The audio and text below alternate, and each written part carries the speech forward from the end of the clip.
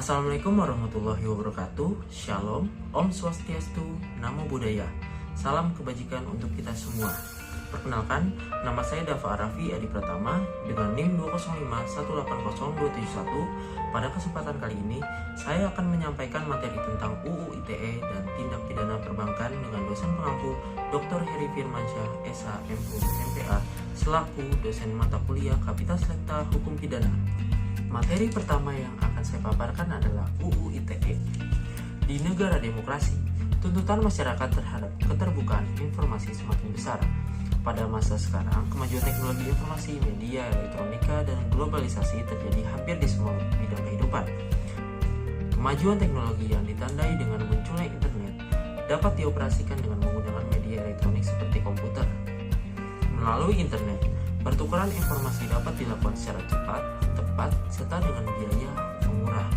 Oleh karena itulah, internet dapat menjadi media yang memudahkan seseorang untuk melakukan berbagai jenis tindak pidana yang berbasiskan teknologi informasi atau biasa disebut cybercrime, seperti tindak pidana pencemaran nama baik, pornografi, perjudian, pembobolan, dan sebagainya. Meskipun bersifat virtual, dapat dikategorikan sebagai tindakan atau perbuatan hukum yang nyata. Dengan demikian, subjek pelakunya yang harus dikualifikasikan pula sebagai orang yang telah melakukan perbuatan hukum secara nyata. Kemudian, tinjauan tentang UU Nomor 11 Tahun 2008 tentang informasi dan transaksi elektronik terdapat dalam pasal 1. Yang pertama, informasi elektronik adalah satu atau sekumpulan data elektronik, termasuk tetapi tidak terbatas pada tulisan, suara, gambar, peta, rancangan, foto, elektronik, dan interchange atau EDI. Surat elektronik, telegram, telex, telekopi, atau sejenisnya, huruf, tanda, angka, kode, akses, simbol, dan korporasi yang telah diolah yang memiliki arti ataupun dapat dipahami oleh orang yang mampu memahaminya. Kemudian, transaksi elektronik adalah permuatan hukum yang dilakukan dengan menggunakan komputer, jaringan komputer, dan atau media elektronik lainnya. Kemudian ada dokumen elektronik, adalah setiap informasi elektronik yang dibuat, dikirimkan, diteruskan, diterima, atau disimpan dalam bentuk analog, digital, elektromagnetik, optikal, atau sejenisnya, yang dapat dilihat, ditampilkan, dan atau didengar melalui komputer atau sistem elektronik, termasuk tetapi tidak terbatas pada tulisan, suara, gambar, peta, rancangan, foto, atau sejenisnya, huruf, tanda, angka, kode, akses, simbol, atau perforasi yang telah diolah yang memiliki arti atau dapat dipahami oleh orang yang mampu memahaminya.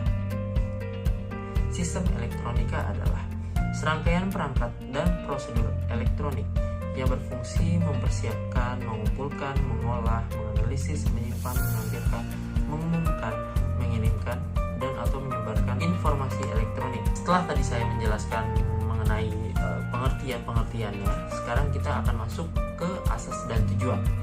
Yang pertama adalah asas. Dalam Undang-Undang Nomor 11 Tahun 2008 tentang informasi dan transaksi elektronik, terdapat dalam bab 2 pasal 3 yang terdiri dari asas kepastian hukum, yang berarti landasan hukum bagi pemanfaatan teknologi informasi dan transaksi elektronik serta segala sesuatu yang mendukung penyelenggaraannya yang mendapat pengakuan hukum dalam maupun di luar pengadilan. Kemudian ada asas manfaat, berarti asas dari pemanfaatan teknologi informasi dan transaksi elektronik diupayakan untuk mendukung proses berinformasi sehingga dapat meningkatkan kesejahteraan hidup manusia. Kemudian ada asas kehati-hatian, yang berarti landasan bagi pihak yang bersangkutan harus memperhatikan setiap aspek yang berpotensi mendatangkan kerugian baik bagi dirinya maupun pihak lain dalam pemanfaatan teknologi informasi dan transaksi elektronik. Kemudian asas itikat baik, yang berarti asas yang digunakan para pihak dalam melakukan teknologi informasi dan transaksi elektronik tidak bertujuan untuk secara sengaja dan tanpa hak atau melawan hukum mengakibatkan kerugian pihak lain tanpa sepengetahuan pihak lain tersebut. Kemudian yang terakhir, terdapat asas kebebasan memilih teknologi atau netral teknologi, yang berarti asas pemanfaatan teknologi informasi informasi dan transaksi elektronik tidak terfokus pada penggunaan teknologi tertentu, sehingga dapat mengikuti perkembangan pada masa yang akan datang. Kemudian kita lanjut dengan tujuan. Dalam pasal 4 UU nomor 11 tahun 2008 tentang informasi dan transaksi elektronik disebutkan bahwa pemanfaatan teknologi informasi dan transaksi elektronik dilaksanakan dengan tujuan untuk: yang pertama, mencerdaskan kehidupan bangsa sebagai bagian dari masyarakat informasi dunia. Yang kedua, mengembangkan perdagangan dan perekonomian nasional dalam rangka meningkatkan kesejahteraan rakyat. Yang ketiga, meningkatkan efektivitas dan efisiensi pelayanan publik.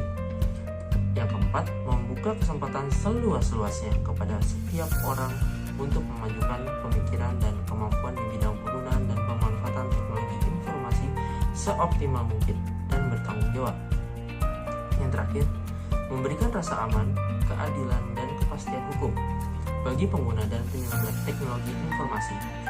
Pengaturan pencemaran nama baik di dalam UU ITE mempunyai keistimewaan apabila dibandingkan dengan pengaturan yang terdapat dalam KUHP.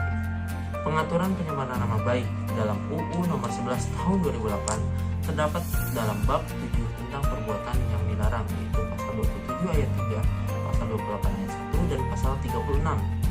Pasal 27 ayat 3 berbunyi: setiap orang dengan sengaja dan tanpa hak mendistribusikan dan atau mentransmisikan dan atau membuat dapat diaksesnya informasi elektronik dan atau dokumen elektronik yang memiliki muatan penghinaan dan atau pencemaran nama baik. Unsur-unsur dari pasal tersebut itu yang pertama adalah setiap orang. Pengertian setiap orang di sini ditafsirkan sebagai individu sebagai subjek hukum. Yang kedua, dengan sengaja tanpa hak. Pengertian dengan sengaja tanpa hak dapat ditafsirkan sebagai perbuatan yang bertentangan dengan undang-undang dan tindakan yang melalaikan yang diancam hukuman. Yang ketiga, mendistribusikan dan atau mentransmisikan dan atau membuat dapat diaksesnya informasi elektronik dan atau dokumen elektronik. Adapun perbuatan yang dianggap mengandung sifat ketidakadilan dan berdasarkan sifatnya yang patut dilarang dan diancam dengan hukuman oleh undang-undang adalah mendistribusikan dan atau membuat dan dapat diakses informasi elektronik dan atau dokumen elektronik yang dapat mengganggu sifat ketidakadilan tersebut. Yang terakhir, memiliki muatan penghinaan dan atau pencemaran nama baik seseorang atau badan hukum. Ancaman pidana bagi orang yang melanggar ketentuan pasal 28 ayat 2 UU ITE adalah sebagaimana diatur dalam pasal 45A ayat 2 UU nomor 19 tahun 2016. Setiap orang yang dengan sengaja dan tanpa hak menyebarkan informasi yang ditujukan untuk menimbulkan rasa kebencian atau permusuhan individu dan atau kelompok masyarakat tertentu berdasarkan atas suku, agama, ras, dan antar golongan atau sara, sebagaimana dimaksud dalam pasal 28 ayat 2, dipidana dengan pidana penjara paling lama 6 tahun dan atau denda paling banyak 1 miliar rupiah. Kemudian kita akan membahas mengenai alat bukti. Alat bukti yang sah dalam bentuk petunjuk sebagaimana dimaksud dalam pasal 188 ayat 2 Undang-Undang Nomor 8 Tahun 1981 dapat diperoleh dari alat bukti lain yang berupa informasi yang diucapkan, dikirim, diterima, atau disimpan secara elektronik dengan alat optik atau yang serupa dengan itu, dan dokumen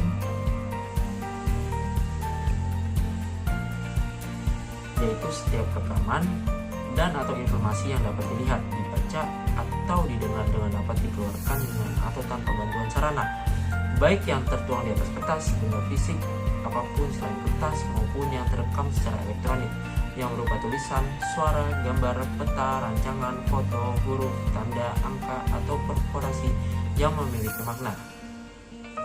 Kemudian terdapat beberapa undang-undang yang baru telah mengatur dan mengakui bukti elektronik sebagai alat bukti yang sah, yaitu antara lain yang pertama, Undang-Undang Nomor 8 Tahun 1997 tentang dokumen perusahaan. Yang kedua, Undang-Undang Nomor 36 Tahun 1999 tentang telekomunikasi. Yang ketiga, Undang-Undang Nomor 40 Tahun 1999 tentang pers. Undang-Undang Nomor 31 Tahun 1999 junto Undang-Undang Nomor 20 Tahun 2001 tentang pemberantasan tindak pidana korupsi. Undang-Undang Nomor 19 Tahun 2002 tentang hak cipta, Undang-Undang Nomor 30 tahun 2002 tentang Komisi Pemberantasan Tindak Pidana Korupsi. Yang terakhir Undang-Undang Nomor 24 tahun 2003 tentang Mahkamah Konstitusi, dan Undang-Undang Nomor 11 tahun 2008 tentang Informasi Transaksi Elektronik. Kemudian kita akan membahas mengenai tindak pidana perbankan. Lembaga perbankan merupakan suatu lembaga kepercayaan atau agent of trust, yaitu lembaga yang dalam menjalankan usahanya sangat bergantung pada kepercayaan dari pihak masyarakat untuk dapat bertumbuh kembang. Oleh karena itu, tanpa adanya kepercayaan dari masyarakat, tentu suatu bank tidak akan mampu menjalankan kegiatan usahanya dengan baik. Sedemikian vitalnya peranan lembaga perbankan ini, maka dalam pasal 2 UU Nomor 7 tahun 1992 tentang perbankan yang berbunyi, perbankan Indonesia dalam melakukan usahanya berdasarkan inovasi ekonomi dengan menggunakan prinsip kehati-hatian. Prinsip kehati-hatian ini dapat kita temukan lagi dalam pasal 29 ayat 2 UU Nomor 10 tahun 1998 yang berbunyi, bank wajib memelihara tingkat kesehatan bank sesuai dengan ketentuan kecukupan modal, kualitas aset, kualitas manajemen, likuiditas, rentabilitas, solvabilitas, dan aspek lainnya yang berhubungan dengan usaha bank, dan wajib melakukan kegiatan usaha sesuai dengan prinsip kehati-hatian. Tindak pidana perbankan adalah tindak pidana yang secara korporasi, crime of corporation, yaitu pelanggaran hukum yang dilakukan oleh korporasi dalam usahanya mencapai tujuan korporasi, yakni untuk memperoleh keuntungan, dan oleh karenanya dapat dikenakan sanksi pidana, administrasi maupun perdata. Tindak pidana perbankan dapat digolongkan ke dalam ruang lingkup atau bagian dari tindak pidana korporasi. Karena secara konsepsional, tindak pidana korporasi dapat dibedakan atas 3 macam, yaitu tindak pidana korporasi, crime of corporation, yaitu pelanggaran hukum yang dilakukan oleh korporasi dalam usahanya mencapai tujuan korporasi, yakni memperoleh keuntungan.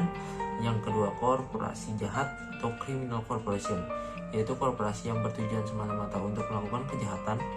Yang ketiga itu tindak pidana terhadap korporasi seperti pencurian atau penggelapan terhadap milik korporasi. Di sini yang menjadi korban justru korporasi itu sendiri. Yang terakhir, ruang lingkup tindak pidana perbankan. Yang pertama, pemalsuan berada di pasal 244 sampai 276. Yang kedua, adanya penggelapan di pasal 372 sampai 377. Dan yang ketiga, perbuatan curang atau penipuan pasal 378 sampai 395. Demikian pemaparan materi yang telah saya sampaikan. Kurang lebihnya mohon maaf. Wabillahi taufiq wal hidayah. Wassalamualaikum warahmatullahi wabarakatuh.